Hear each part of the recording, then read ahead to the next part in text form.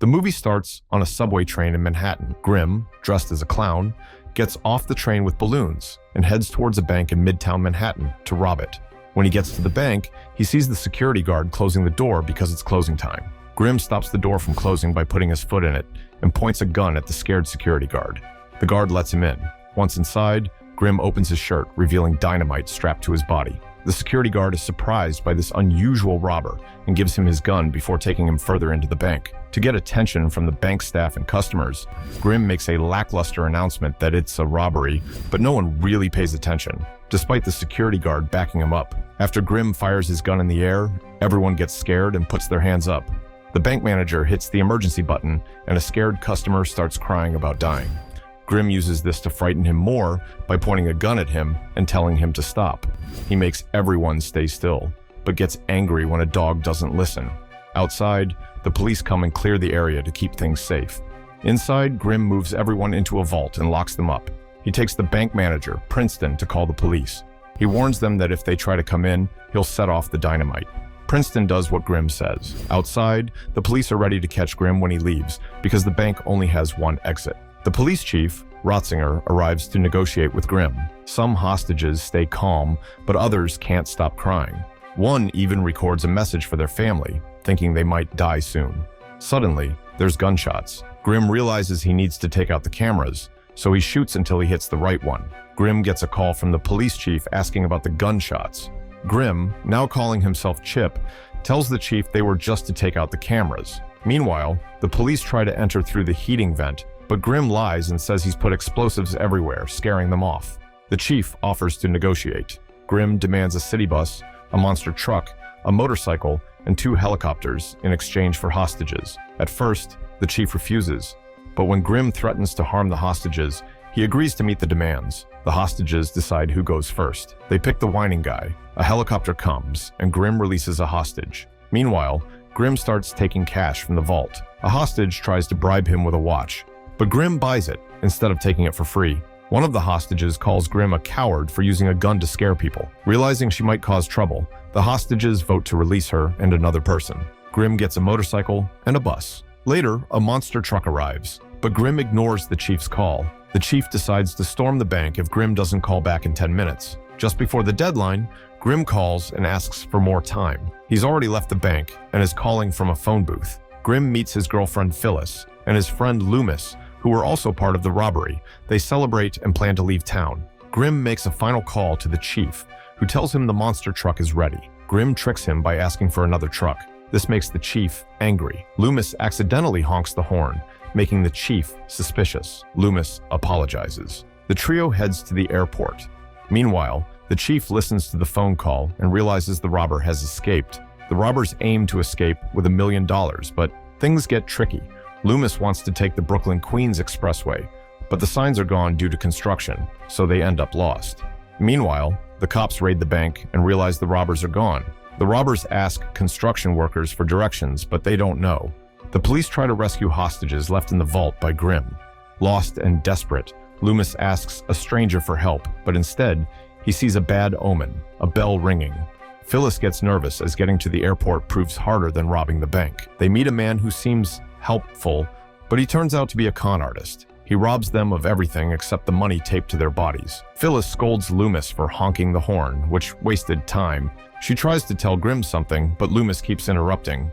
They decide to change clothes at Phyllis's place before going to the airport. Meanwhile, the hostages are put on a bus, and Ratzinger is determined to catch the robbers. The trio changes clothes at Phyllis's place, but a fire breaks out nearby. The fire department arrives and moves Loomis's car.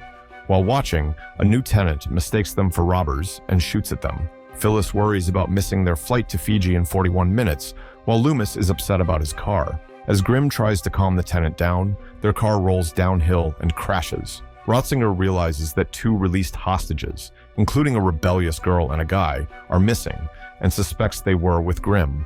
The trio tries to catch a taxi to the airport, even though they missed their flight to Fiji. Phyllis gets upset when she finds out Grim booked another flight without telling them. She's mad he kept it a secret. Grim tries to calm her, saying they'll have a good life once they leave town like she's been planning for 6 months. Then they see their crashed car being towed, and Loomis cries, asking for a miracle. Suddenly, A taxi stops, and they get in happily. But the driver doesn't speak much English. Grim relaxes while Phyllis apologizes for her mood swings. Grim shows the driver a picture of a plane and asks him to go to the airport. While Grim and Phyllis cuddle in the back seat, Loomis struggles to communicate with the driver. Frustrated, he jumps out of the moving taxi and crashes into a newsstand. A crowd gathers, thinking Loomis is hurt. The taxi driver panics and drives off, while the shopkeeper calls the cops. Ratzinger suspects the robbers are involved and sends units to the scene. Before the police arrive, Loomis wakes up and they leave. The taxi driver returns, wanting to turn himself in, but the police are too busy talking to him to notice the trio.